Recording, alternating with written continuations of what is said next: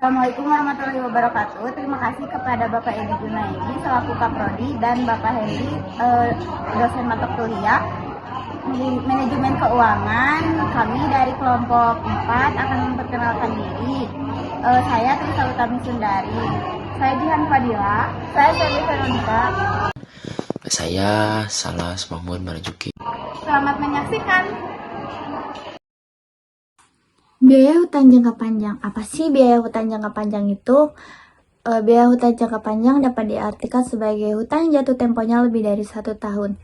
Atau utang dapat diperoleh dari lembaga pembiayaan atau dengan menerbitkan surat pengakuan hutang atau biasa juga disebut dengan obligasi. Biaya hutang yang berasal dari pinjaman merupakan bunga yang harus dibayar oleh perusahaan itu sendiri. Sedangkan cost of debt atau biaya hutang dengan menerbitkan obligasi adalah tingkat pengembalian hasil yang diinginkan oleh suatu perusahaan atau investor itu sendiri. Yang diharapkan investor yang digunakan sebagai diskonto dalam mencari nilai obligasi. Di mana cost of debt ini dibagi menjadi 2. Apa aja sih? Yang pertama itu biaya hutang sebelum pajak dan biaya hutang setelah pajak. Apa sih pengertian biaya hutang sebelum pajak? Biaya hutang sebelum pajak ini artinya besarnya biaya hutang sebelum pajak dapat ditentukan dengan menghitung besarnya tingkat hasil internal. Nah, atas arus kas obligasi yang dinotasikan dengan KD atau beban hutang dan hutang jangka panjang. Dan biaya hutang setelah pajak. Apa sih itu hutang setelah pajak? Untuk biaya hutang setelah pajak, perusahaan yang menggunakan sumber dananya dari hutang yang akan terkena kewajiban membayar bunga. Bunga merupakan salah satu beban bagi perusahaan itu sendiri. Dengan adanya beban bunga, ini akan menyebabkan besarnya pembayaran pajak penghasilan menjadi berkurang. Oleh karena itu, biaya modal yang dihitung juga harus setelah pajak. Maka biaya hutang itu perlu disesuaikan dengan pajak itu sendiri. Bagaimana sih rumusnya? Rumusnya yaitu KI sama dengan KD buka kurung 1 dikurang T.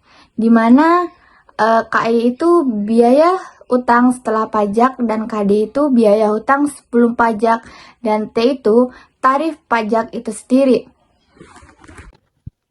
Oke, di sini saya akan menjelaskan tentang biaya modal saham preferen.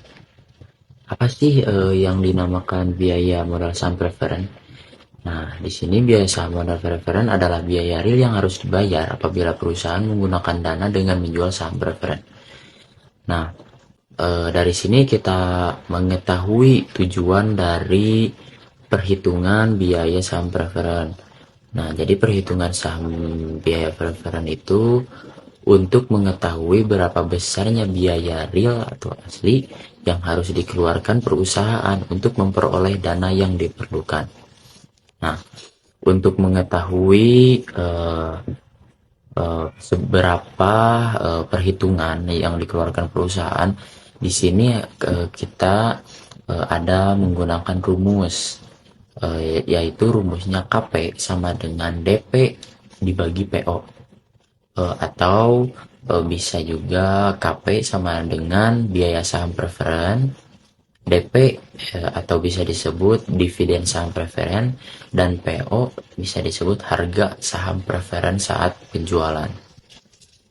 Selanjutnya, jika dari biaya saham preferen tersebut, jika ada biaya penerbitan atau flotation cost, maka biaya modal saham preferen dihitung atas dasar penerimaan kas bersih yang diterima atau bisa disebut P net.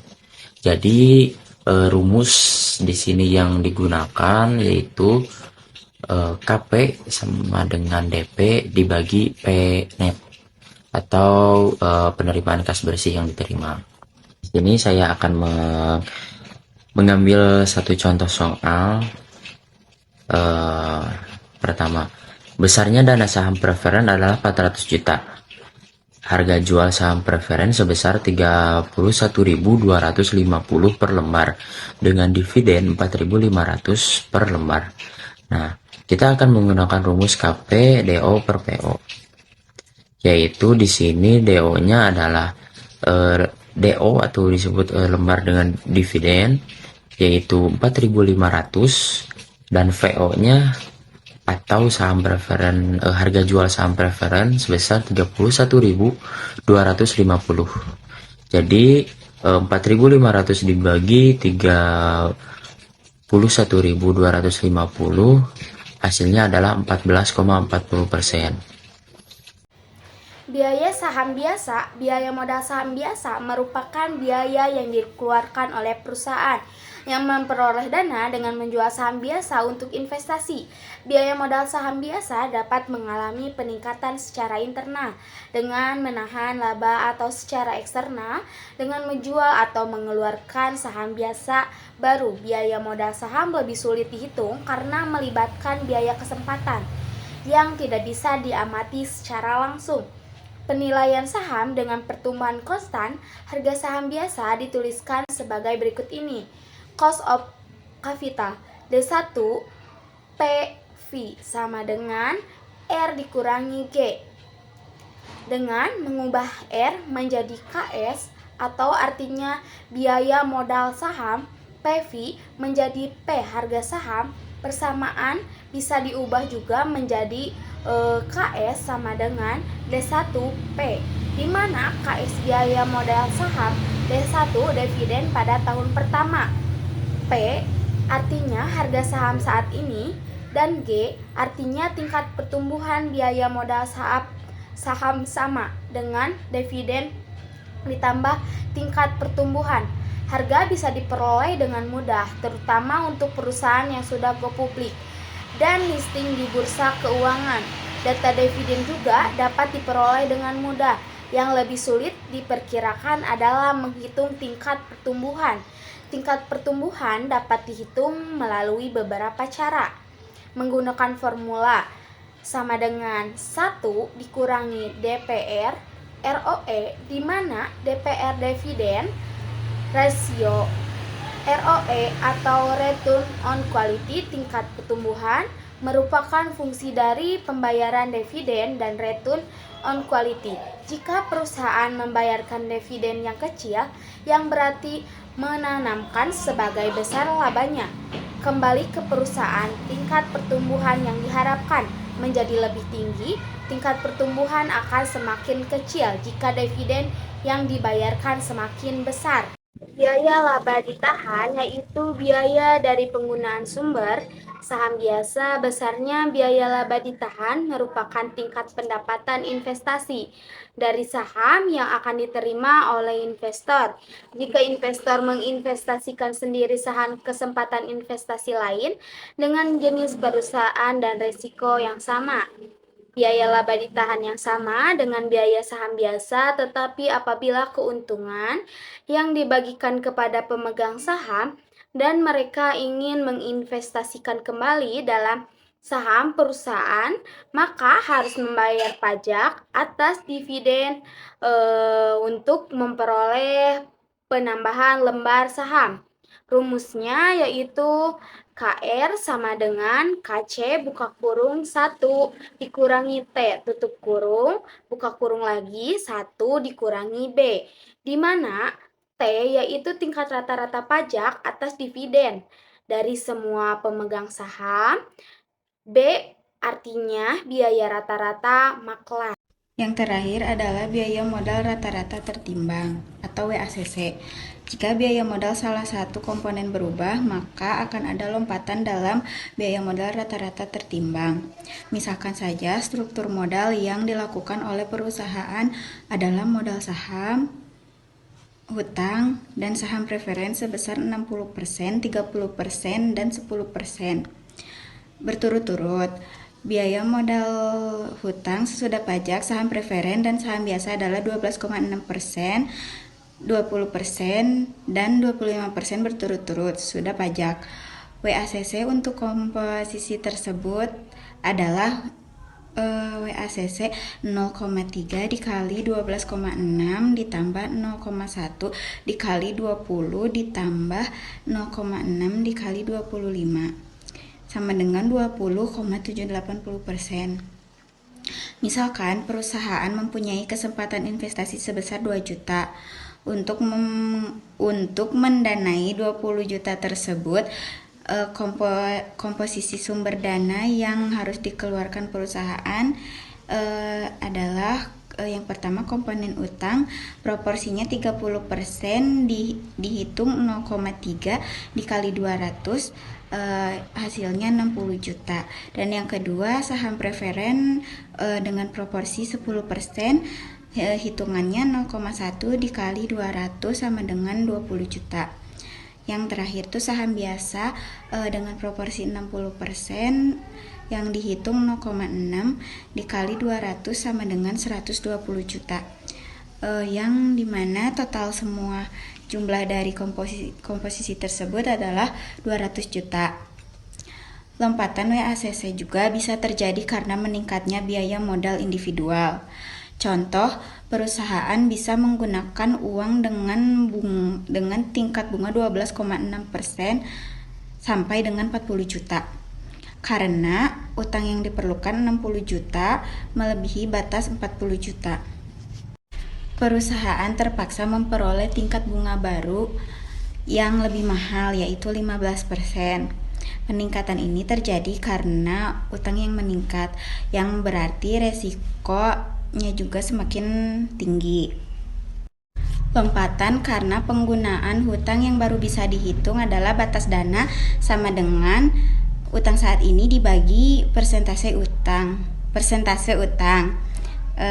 Sama dengan 40 juta dibagi 0,3 sama dengan 133 juta. Alokasi dana sebesar 133 juta tersebut adalah utang sama dengan 30% dikali 133 juta yang hasilnya 40 juta. Saham preferen 10% dikali 133 juta yang hasilnya 13 juta. Yang terakhir laba ditahan 60% dikali 133 juta yang hasilnya 80 juta. Total dari semua hasil tersebut adalah 133 juta. WACC yang baru kemudian bisa dihitung sebagai berikut, yaitu WACC sama dengan 0,3 dikali 15 ditambah 0,1 dikali 20 ditambah 0,6 dikali 25 sama dengan 21,5%. WACC meningkat dari 20,78% menjadi 21,5%. Lompatan WACC bisa terjadi lagi jika komponen biaya modal yang mengalami perubahan. Misalkan laba yang ditahan tahun ini adalah sebesar 100 juta. Jika perusahaan mempertahankan struktur modal seperti itu, maka jumlah dana maksimum yang bisa digunakan oleh perusahaan adalah laba yang ditahan dibagi persentase laba yang ditahan, yaitu 100 juta dibagi 90,6 sama dengan 167 juta. Komposisi dana 167 juta adalah utang sama dengan 30% dikali 167 juta, yaitu hasilnya 50 juta. Saham preferen 10% dikali 167 juta sama dengan 17 juta. Yang terakhir laba ditahan 60% dikali 167 juta hasilnya 100 juta. Dan total dari ketiga komposisi tersebut adalah 167 juta. Kesempatan investasi yang menarik cukup banyak, yaitu 200 juta melebihi 167 juta. Misalkan perusahaan memutuskan untuk menambah modal dengan mengeluarkan saham baru. Untuk menutup kekurangan tersebut, biaya modal saham baru yaitu eksternal adalah 27% lebih tinggi dibanding biaya modal saham internal. Biaya modal rata-rata tertimbang baru adalah 0,3 dikali 15 ditambah 0,1 dikali 20 ditambah 0,6 dikali 27 yang hasilnya 22,7%. Rumus WACC yaitu WACC sama dengan KA sama dengan KD dikali WD dalam kurung 1 dikurangi T ditambah WP dikali KP ditambah WS dikali dalam kurung KS atau KE sama yang dimana WACC-nya adalah biaya modal rata-rata tertimbang, WD-nya adalah persentase hutang dari modal, WP-nya yaitu presentasi saham preferensi dari modal, WS-nya persentasi saham biasa atau laba ditahan dari modal, KD adalah biaya hutang, KP adalah biaya saham preferen, KS adalah biaya laba ditahan, KE adalah biaya saham biasa baru, dan T adalah pajak. Oke, di sini saya akan membahas tentang contoh soal dari bab 4. PT Marsal membutuhkan modal yang akan digunakan dalam pendanaan investasinya sebesar 2M yang terdiri dari beberapa sumber dana berikut ini. Berikut ini jumlah dari masing-masing sumber. 1. Hutang obligasi jumlah pendanaan sebesar 500 juta dengan nilai nominal 500. Bunga yang ditawarkan 20% dan jangka waktu obligasi 5 tahun. Harga jual obligasi sebesar 462.500 per lembar dan tingkat pajak 30%. Nomor 2. Saham preferen besarnya dana saham preferen adalah 400 juta. Harga jual saham preferennya sebesar 31.250 per lembar dan dividen 4.500 per lembar. Nomor 3. Saham biasa, jumlah pendanaan modal saham biasa 1.100.000 juta. Harga jual saham 22.500 dengan dividen 3.125 per lembar dengan perhitungan 5% dari pendanaan. Nah, dari ketiga soal di atas, maka kita akan terbagi menjadi dua perhitungan. Pertama, biaya modal secara individual dan biaya modal secara keseluruhan. Nah, oke. Kita akan membahas dulu perhitungan pertama, yaitu biaya modal secara individual. Nah, pertama di biaya modal secara individual ada biaya modal hutang obligasi. Jadi kita akan menggunakan rumus I sama dengan 500.000 kita ambil dari soal dikali 20%, yaitu bunga yang ditawarkan. Jadi hasilnya di sini adalah 100.000. Nah, sehingga kita gunakan setelah menyatakan hasil, sehingga kita akan menggunakan rumus KD sama dengan I ditambah N dikurangi NB, lalu dibagi N, lalu nantinya setelah kita mengetahui hasil tersebut dibagi lagi dengan NB ditambah N dibagi 2. Nah, untuk I nya itu tersendiri udah kita tahu hasil dari atas, yaitu 100.000. Jadi kita tinggal masukin ke bawah. Jadi KD sama dengan 100.000 ditambah untuk N-nya 500.000 dikurangi 462.500 lalu dibagi 5. Nah, dari hasil itu hasilnya 107.500. Nah, selanjutnya akan dibagi dengan hasil dari 462.500 dikurangi 500 dibagi 2, hasilnya 488.250. Nah, 107.500 dibagi 481.250, hasilnya 22,34. Nah, selanjutnya di perhitungan individual ada biaya modal saham preferen, yaitu dengan rumus KP sama dengan DO per PO. KP sama dengan DO-nya itu 4.500 dan PO-nya 31.250. Kita ambil kedua itu dari soal. Nah, hasilnya yaitu 14,40%. Lalu selanjutnya ada biaya modal saham biasa. Nah, kita menggunakan rumus KE sama dengan D1 dibagi PO ditambah G. Nah, kita masukin D1 nya yaitu dari dividen yang seharga 3.125 dibagi yang 22.500 dari soal 3, yaitu harga jual saham sebesar 22.500. Lalu G-nya yaitu 0,05, jadi 0,5 itu dari pertumbuhan dari pendanaan sebesar 5%.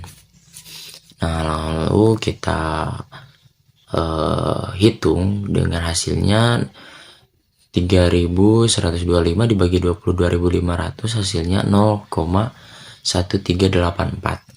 Nah, lalu ditambahkan 0,05 hasilnya jadi 0,1889 atau kita bulatkan menjadi persen menjadi 18,89%. Terima kasih untuk semuanya yang udah menonton dari awal sampai akhir. Jangan lupa komen untuk pertanyaan kalian dan jangan lupa like, komen. Dadah.